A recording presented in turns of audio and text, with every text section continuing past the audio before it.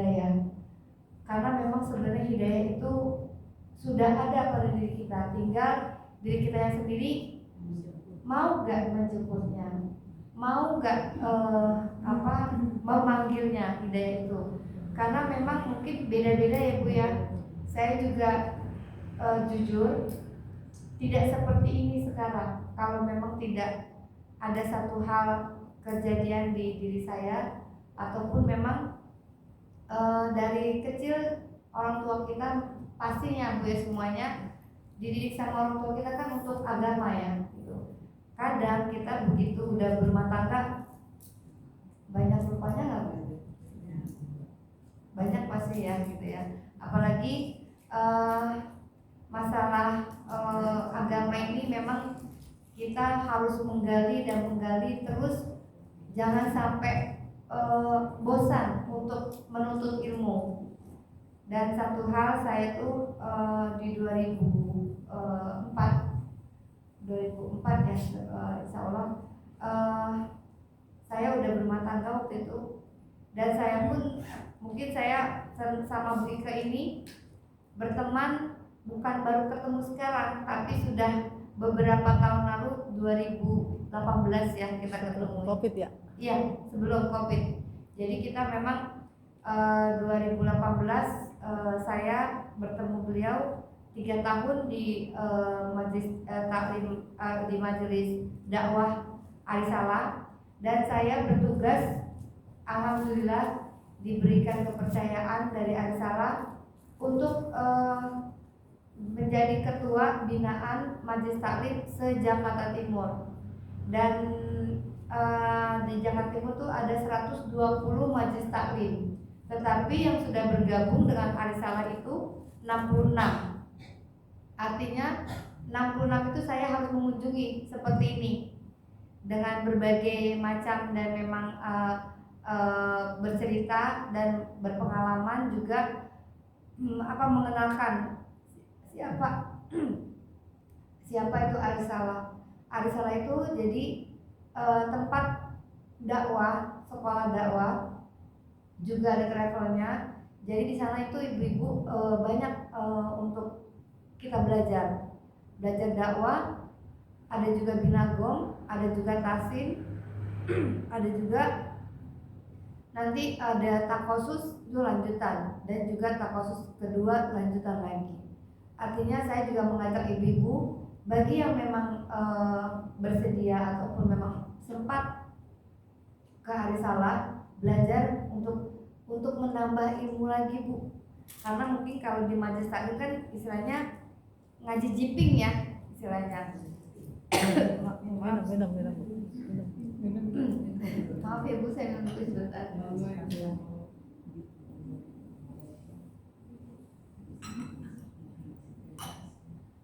Jadi kalau di Arisalah itu seperti pendidikan kita 3 tahun.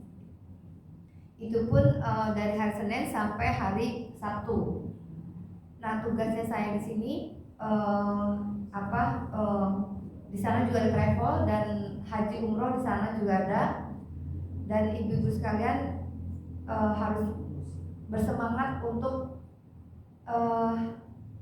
bertolabul ilmi, karena memang bertolabul ilmi itu sampai setelah kita meninggal baru stop. Artinya apa ibu-ibu? Dan saya bercerita sedikit.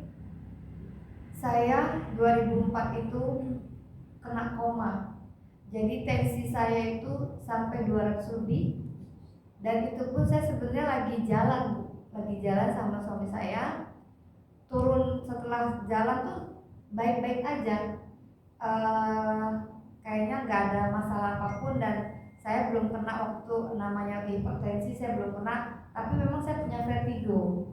Jadi kalau vertigo itu ibu hati-hati, itu pencetusnya itu sebenarnya dari kecapean atau pikiran. Tapi yang cepat itu kecapean. Jadi di usia kita ini ibu hati-hati juga ya. Pas saya turun pulang dari setelah saya jalan, itu nggak apa-apa Bu. Tiba-tiba kaki saya nggak bisa bergerak. Saya takut, waktu itu saya pikir saya pernah stroke nih gitu, tapi ternyata enggak, tiba-tiba saya udah nggak tahu aja, udah nggak ingat lagi. Nah ya ceritanya tuh singkatnya udah di rumah sakit, dan itu pun aku nggak tahu ya hari pertama, hari kedua, dan itu pun kalau hari ketiga saya keempat, hari keempat itu saya nggak siuman juga, nggak sadar juga ya. Itu mungkin dipindahkan ke tempat yang mungkin lebih tinggi. Di ruang ICU itu kan ada tingkatannya juga ya, jadi HCU, ICU, dan ada ICCU ya kalau nggak salah ya.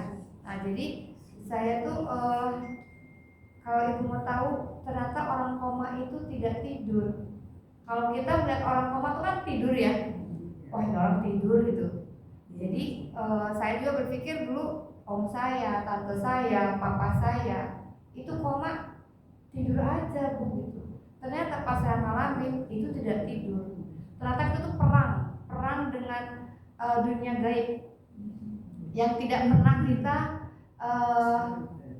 mengalami hal di dunia ya itu. Jadi hal gaib yang memang benar-benar Masya Allah, aku udah pernah cerita ya waktu Bu Ika. Jadi kenapa Allah itu, kita tuh kalau mengunjungi orang sakit, kenapa harus didoakan? Kenapa harus difatihahkan? Karena memang itu kita butuh, Bu. Karena banyak di luar sana, di dalam yang luar gaib ini, itu bukannya 1-2 orang gitu loh. Jadi mungkin itu yang dibilang sama Allah, mungkin nanti berupa orang tua, berupa siapapun. Ternyata itu bukan orang tua kita, Bu. Yang namanya orang udah meninggal, udah nggak ada lagi, udah memang alam itu udah beda. Jadi kalau orang-orang bilang, oh saya ketemu sama ibu saya di pojokan ini, itu bullshit, ibu, jangan dipercaya. Karena alam yang memang udah meninggal itu, kita udah meninggal itu udah putus semua amalan kita. Yang terutama itu tadi anak yang soleh, amal kebaikan kita ya gitu ya, anak-anak yang selalu mendoakan kita.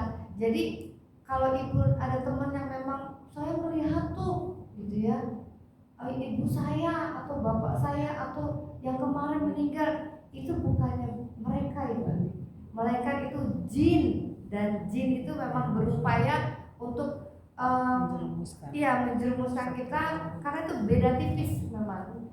Jadi di dalam koma saya, kenapa saya bilang orang tuh harus orang sakit itu harus difatihahkan?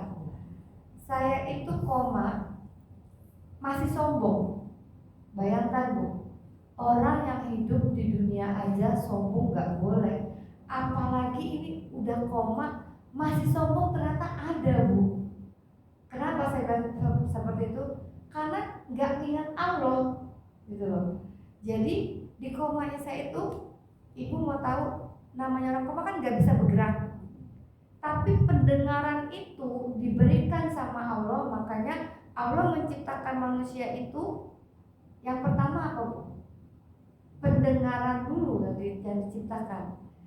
Yang masuk ke rahim ibu itu pendengaran dulu, bukan yang lain dulu. Ternyata orang koma itu dengar ibu dan tahu siapa yang datang, siapa yang baca Fatihah, siapa yang memang si A, si B, siapa, itu semuanya yang orang koma itu tahu, cuman nggak berdaya untuk ngangkat tangan tuh juga nggak bisa ibu. Nah saya bilang, kenapa saya bilang dikatakan sombong? Setelah saya mau dibacakan Fatihah, itu saya tahu tuh ada tante saya, ada anak saya, ada kakak ipar, ada mama mertua saya. Kalau mama saya udah nggak ada sebenarnya. Itu saya tahu. Itu tahu nggak ibu dibaca Fatihah? Pada bunda bangun bunda, anak saya tahu. Ayo bangun, Emma bangun, tante om semua pada seperti itu. Tapi ibu mau tahu saya bilang apa di dalam koma saya? Hei, ngapain aku difatihain? Ngapain aku didoain? Aku ini nggak apa-apa loh gitu. Itu kan berarti sombong ya Bu. Sombong karena kita nggak mengingat Allah gitu loh. Ngapain sih saya difatihain, orang nggak apa-apa juga. Ibu mau tahu, kaki saya ada yang narik, karena saya di dalam gaib itu bukannya di rumah sakit Bu. Saya tahu dengar tatit itu alat-alat semua tuh saya dengar. Suster pun dokter pun bolak-balik saya tuh dengar. Dan saya tuh kayak nggak ada rasa untuk masukin obat atau apapun, saya nggak terasa. Tapi ternyata saya kayak di satu ruangan yang gelap, tapi saya lihat orang gede sampai tembus ke atas ke langit. Masya Allah. Jadi itu yang mungkin dibilang entah malaikat siapa saya nggak tahu ya Bu ya. Itu saya ditarik karena saya sombong. Kok dipatehain kata Allah, kok nggak berterima kasih, malah melanggar, malah marah gitu. Kaki saya ditarik, diturunin, diturunin kayak dibanting, ditarik, dikeatasin, dikebawahin, itu hancur. Dan saya melihat badan saya hancur.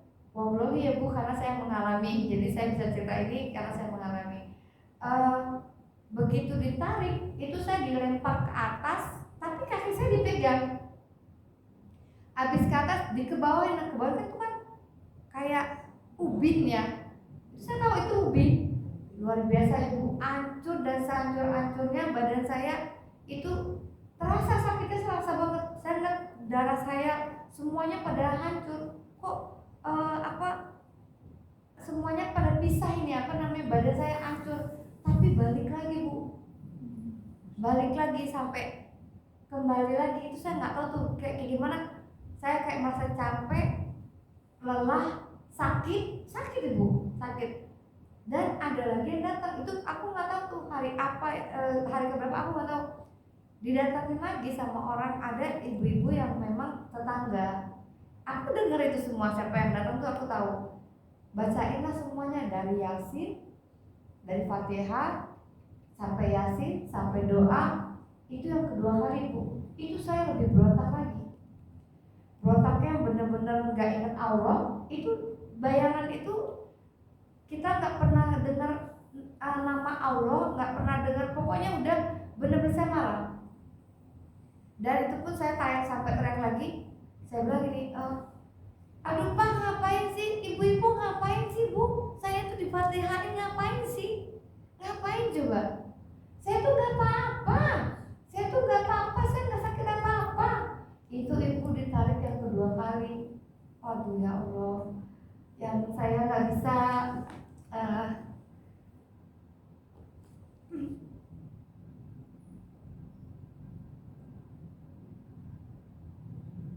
ditariknya itu bukan di ke atas lagi Bu, tapi di kanan, di kiri, ke atas, ke bawah. Jadi kalau pertama saya cuma di ke atas, ke bawah, yang kedua ini ditarik lagi sampai kenceng. Saya tuh kenceng dilempar. Dan itu saya cuma lihat orang itu cuma gelap doang, kayak berjubah tapi gede banget Bu, tembus ke langit gitu. Dan tuh aku nggak tahu.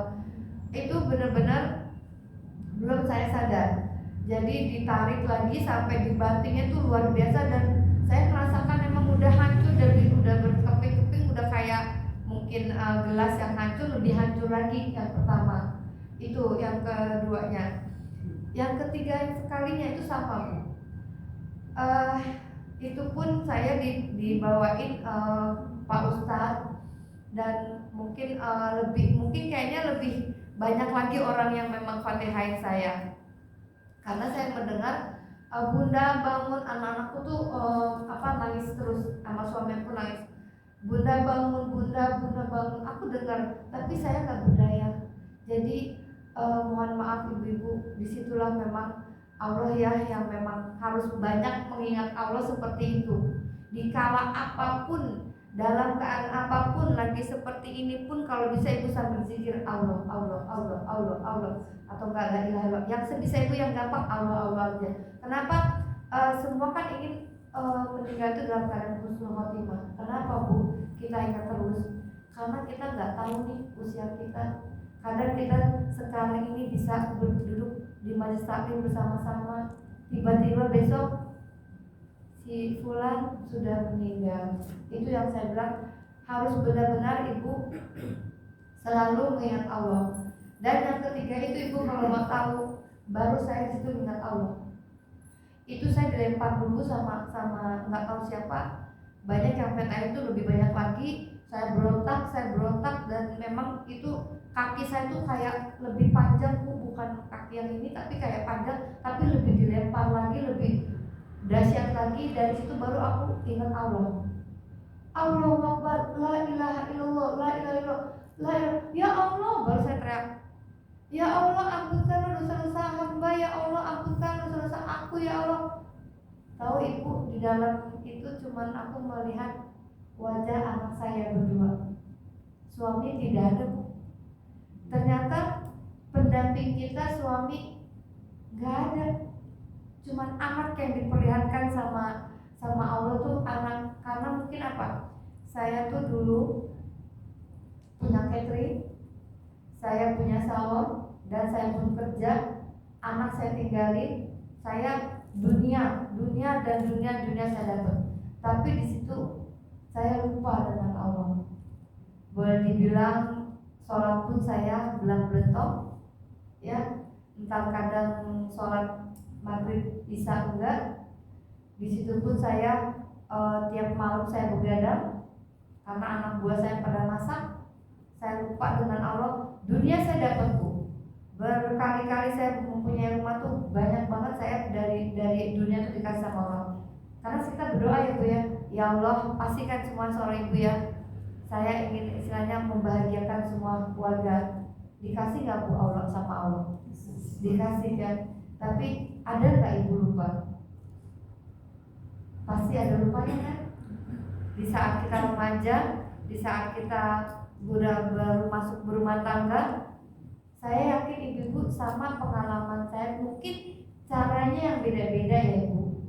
Mungkin Allah tuh memberikan suatu cara, dikasih dunia, kata Allah menagih, buat aku mana. Sehingga itu yang saya dapat, dikasih sakit yang memang benar-benar harus mengingat Allah.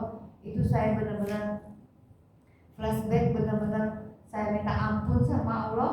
Di situ saya berjanji sama Allah, ya Allah berikanlah kesempatan hamba ya Allah. Saya ingin mengurus anak-anak saya ya Allah, mengurus suami saya. Ibu kalau mau tahu dulu saya tuh kalau pergi sama suami, baru nyampe, kita mau ke Bandung nih, belum nyampe ke Bandung udah ditelepon, Bu Ema nasi box bisa nggak besok 200 pack. Saya nggak jadi pergi pulang, saya balik pulang. Saking apa? Ngejar dunia bu. Itu. Jadi dalam yang ketiga itu saya benar-benar minta ampun sama Allah. Ya Allah, ampunkan dosa-dosa hamba ya Allah. Ampunkan dosa-dosa hamba ya Allah. Dan itu pun kata suami saya, tangan dulu yang bergerak bu. Ternyata orang koma itu pendengarannya itu luar biasa. Dan ibu mau tahu, saya dilihat dari saya masih kecil sampai saya berumah tangga, hal-hal keburukan kebaikan saya diperlihatkan ibu. Saya jujur ya bu ya, waktu SMA saya tuh punya teman. Ibu tahu kan kalau misalkan orang jual parfum, suka ada sebelum kita beli parfum pasti ada sampelnya dulu kan, yang segede gini ya. Itu saya pernah saya ambil. Itu bu, diperlihatkan itu.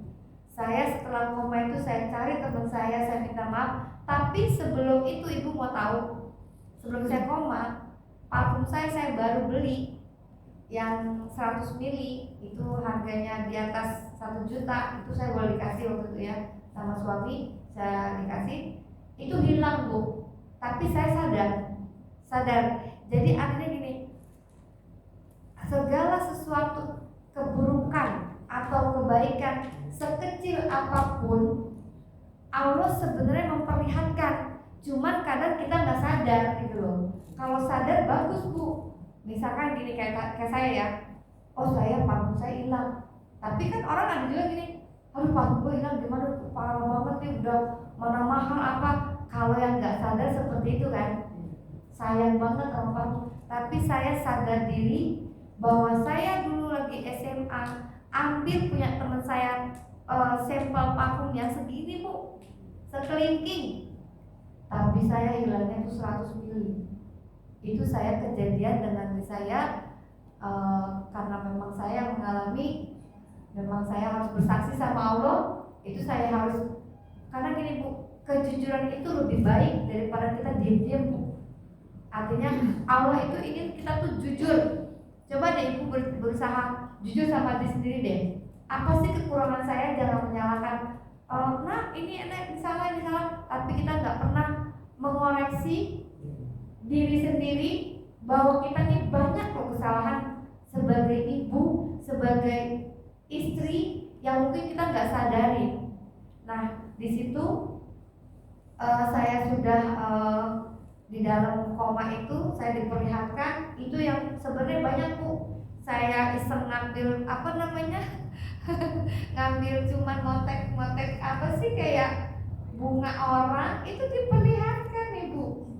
Itu waktu saya tinggal bukannya di rumah sekarang ya, itu di masa kecil saya di Cempaka Putih. Itu pun kan namanya kita main ya, itu hal sekecil itu loh Bu, ternyata. Dan saya menggali terus, alhamdulillah. Kenapa saya sampai mohon maaf Ibu ya, bukannya saya untuk apa sih membanggakan diri, tidak.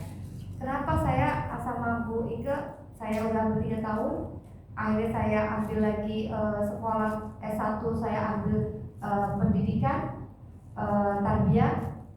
Setelah itu saya ambil lagi pendidikan agama. Nggak puas-puas Bu, karena Pak saya ingin menggali isi Al-Quran itu apa sih gitu loh. Saya pengen tahu, ternyata Ibu, Masya Allah ya, semakin kita tahu isi Al-Quran, semakin kita takut sama Allah. Saya semakin seperti ini, bukan saya seperti ini, saya dulu juga sama ya, mungkin saya kayak ibu ya. Saya belum berhijab, saya masih bisa pakai tank top dulu ya. Dan bersuami pun saya juga masih bisa berjalan ke mall tuh pakai tank top. Dan sekarang saya melihat kalau ke mall, melihat orang pakai tank top, saya sedih Bu. Dulu saya seperti itu. Ya Allah, cuma saya berpikir kembali lagi, ya Allah ampunkan dosa-dosa hamba ya Allah. Dulu saya seperti itu. Jadi ibu-ibu yang memang sekarang ini mungkin ya dari kecilnya atau sudah remajanya sudah memakai hijab, subhanallah banget Bu, subhanallah banget Bu, bagus banget. Tapi cerita saya ini memotivasi. Jadi artinya ibu tidak mengalami, tetapi ibu bisa bercerita dengan anak atau saudara ibu. Karena gini Bu, saya juga belajar untuk diri saya sendiri dulu. Saya tidak berani seperti ini dulu. Saya mengaplikasikan untuk diri saya sendiri. Saya sudah bisa, saya mencoba aplikasikan ke anak. Apa yang saya pelajari di Arisalah, apapun saya pelajari di kampus-kampus, saya aplikasikan ke anak. Setelah itu saya bisa berani lagi untuk mengembangkan ke saudara-saudara saya. Setelah itu baru saya memerlukan waktu beberapa tahun Bu saya seperti ini. Artinya saya kalau dibilang ustazah saya malu sebenarnya Bu, karena ilmu saya tuh, saya jujur saya bukan dari pesantren, tetapi saya ingin belajar sama seperti ibu-ibu, gimana caranya untuk menjadi lebih baik, untuk menjadi lebih istiqomah dalam hal apapun. Jadi setelah saya koma itu, terakhirnya Ibu kalau mau tahu, saya diperlihatkan sama Allah tuh goa 2. Goa itu yang pertama banyak apinya yang saya nggak pernah lihat. Itu saya mau sholat, karena memang mungkin karena sholat saya kurang, sholat saya belum benar waktu itu. Saya berambil sejadah, saya tuh tiba-tiba tuh saya dikasih sejadah, nggak tahu dari mana. Saya tebar di goa itu yang banyak apinya. Dan satu lagi Bu, itu adem banget, dingin banget. Saya belum pernah ketemu dimanapun, tapi setelah saya umroh 2017 itu saya ketemu dinginnya itu di mana Bu? Mungkin Ibu yang udah umroh ataupun haji tahu di mana Bu? Di Madinah, benar. Di Madinah tuh luar biasa. Saya begitu nyampe di Madinah sampai nangisnya, sampai mata saya bengkak. Teman saya pada nanya, kakak saya tuh berangkat umroh tuh waktu itu 15 orang, kemudian sama kakak uang dan memang banyak ya keluarga saya sama ponakan sama suami. Saya nangis sejadi-jadinya di Madinah Bu, karena saya apa? Begitu saya mau tebarin sejadah itu di tempat api, ada bapak-bapak yang mindahin ke tempat yang dingin itu. Di goa satunya tuh cuman ngeliat awan-awan yang cuman biru-biru tapi samar gitu. Itu ademnya luar biasa, tapi nggak dibuka sama Allah. Mungkin nggak tahu apa ya, masih samar-samar awan-awan seperti awan di awan itu begitu saya dipindahin, saya banyak sujud Bu. Itu saya banyak sujud, saya minta ampun dan saya berjanji sama Allah, ya Allah setelah ini dunia itu saya akan lepas. Saat itu tadi kembali aku jadi belajar dan menggali ilmu agama Allah. Jadi di situ saya setelah selesai koma itu kan dipindahin ruangannya kan ya.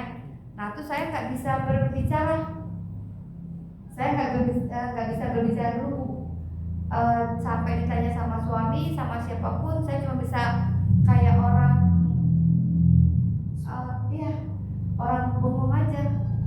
Dan mereka tuh pada bingung lagi, Bu, ini kenapa? Takutnya kan nanti ada efek apa gitu ya. Kata dokter, nggak apa-apa Pak, mungkin namanya orang bekas koma itu suka shock dengan mungkin nanti ibu bisa cerita. Kalau sekarang jangan tanya dulu gitu. Jadi lama Bu, jadi sudah seminggu lebih baru aku belum bercerita, tapi diam aja, cuma bisa oh ya gitu. Jadi kayak orang linglung gimana sih ya, orang ya linglung.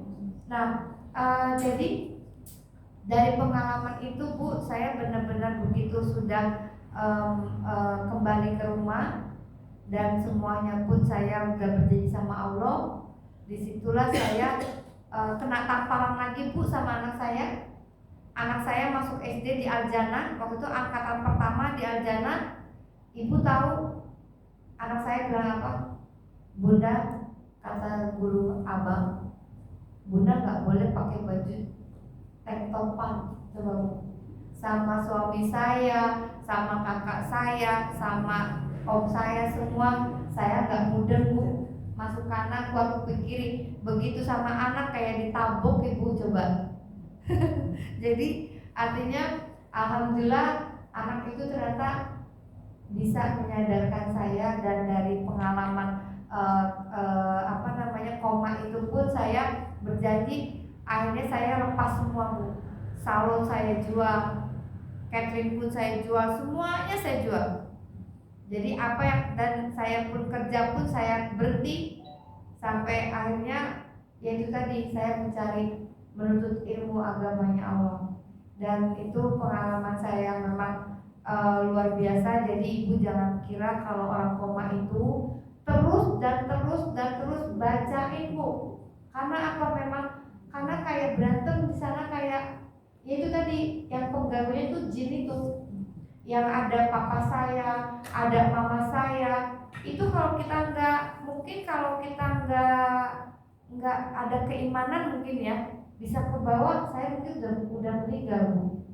Karena dokter bilang itu luar biasa, itu suatu mukjizat kalau dibilang. Saya bilang mukjizat itu kan memang hanya Allah yang memberikannya. Jadi artinya apa Ibu? Saya cuma kasih sedikit sama Ibu, coba belajar mengintrospeksi diri kita sendiri. Jangan merasa bahwa kita ini sebagai ibu ini sudah benar, sudah baik. Kita harus jangan lupa Ibu ya, kalau membacakan Fatihah itu Ibu pernah nggak bacain untuk mertua Ibu? Alhamdulillah. Karena gini Bu, kita itu kan punya suami itu kan anak mertua kita. Saya selalu kalau Fatihah itu walaupun kita pakai bahasa Indonesia seperti ini, ya Allah, hamba ingin membaca Fatihah untuk buyut-buyut hamba itu jangan lupa Bu ya. Buyut-buyut yang dekat situ tuh jangan lupa. Jangan cuma ibu bapak kita doang atau kakek kita doang, jangan.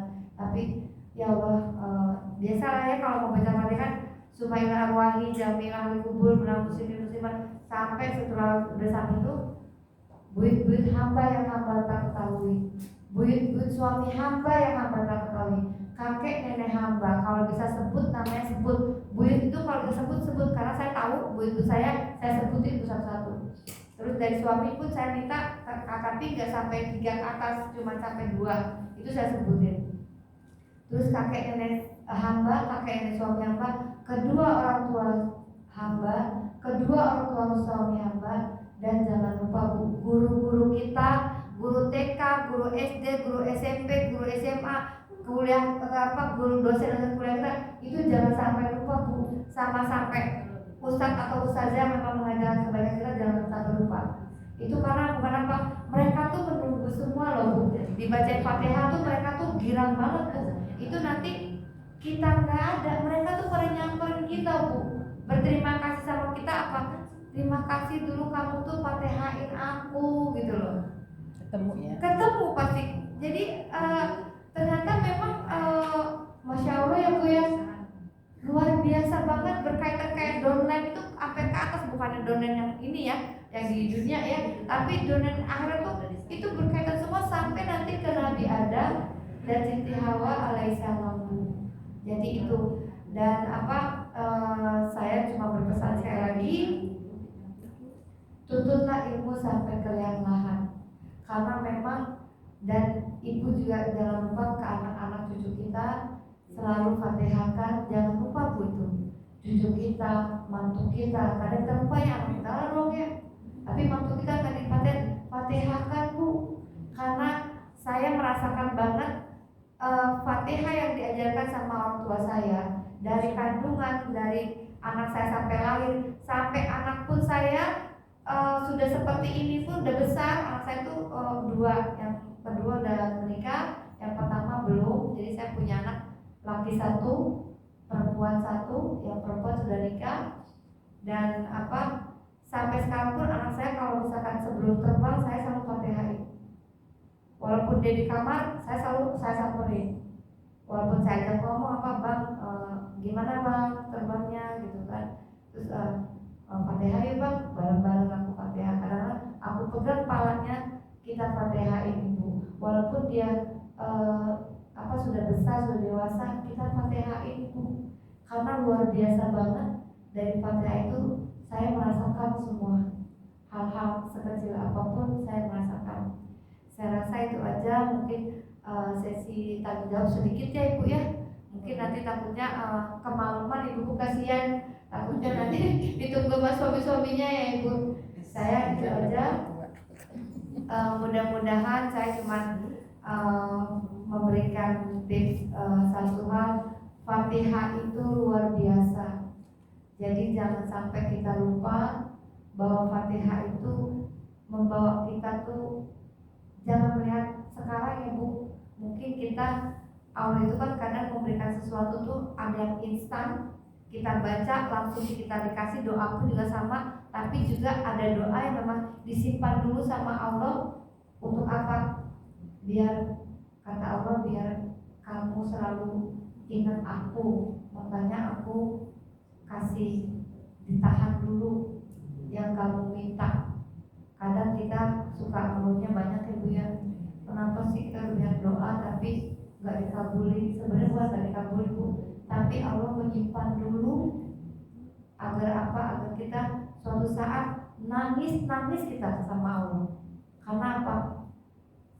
Karena memang saya cuma satu hal lagi, yang Ibu masih mempunyai suami, berbanyaklah berinfak dan bersedekah kepada suami. Maksudnya bukan pada uang ya Bu ya, tapi ini diri kita, hati kita, banyaklah, karena kita berbuat sama suami itu kebaikan, ataupun kita untuk mohon maaf dipat tidur, itu sedekah Bu, sedekah buat kita, pahalanya buat kita, suami kita menikmati.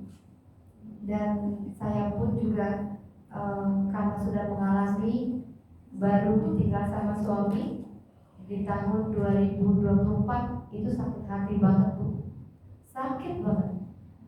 Di saat saya lagi berdua, menikmati berdua, karena anak saya udah pada besar semua.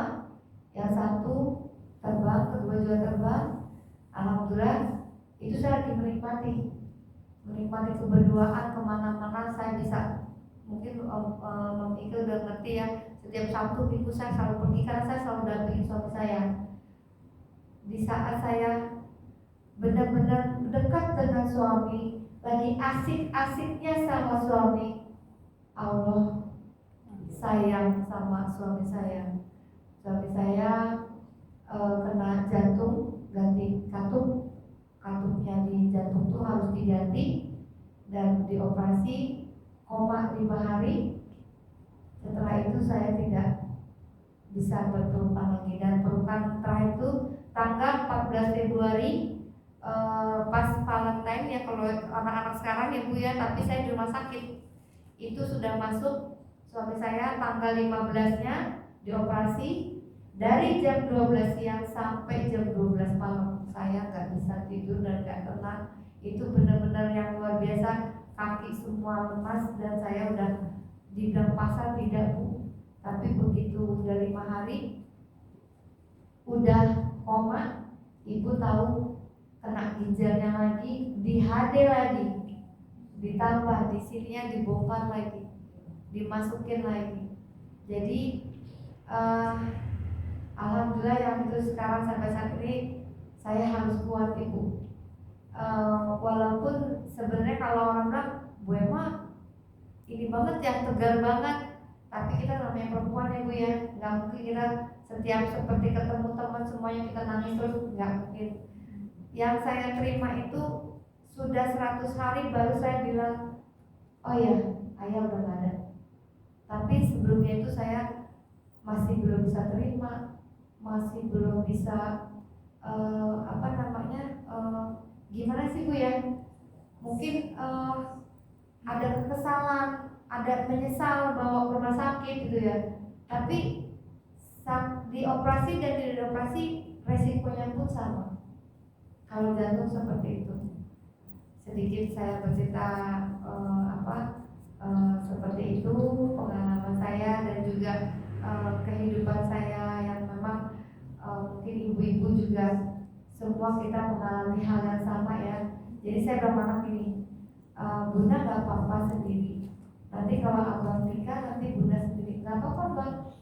Karena kita itu kan diciptakan sendiri awalnya ya, sendiri.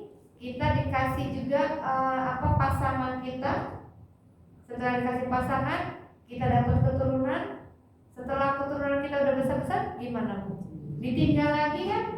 Ditinggal lagi, kita berdua lagi, tinggal menunggu kan? Kita yang duluan atau suami yang duluan? Dia yang ngurusin kita atau kita yang ngurusin dia? Jadi itu siap tidak siap, kita harus memang siap. Sakit tidak sakit, kita harus siap menerima apapun resiko dari Allah, karena memang semua itu hanya titipan dari suami, dapat dari Allah, anak, suami, cucu semua. Jadi kita jangan terlalu berlebihan ya Bu ya sama suami juga. Kita cinta sayang boleh, tapi cintanya itu jangan sepenuhnya. Cintailah Allah, karena itu Allah yang akan mendampingi terus. Mencintai suami, kalau bilang 50% aja Bu, sayang boleh 100%. Karena apa? Cinta itu hanya milik Allah. Kita tuh hanya manusia yang akan lambat laun akan ditinggali dengan keluarga kita, dengan orang tercinta kita, tersayang kita satu persatu. Jadi itu aja. Saya mohon maaf lahir dan batin. Semoga ibu-ibu di sini sampai di rumah juga semuanya pada sehat. Amin. Dan tak lupa ya,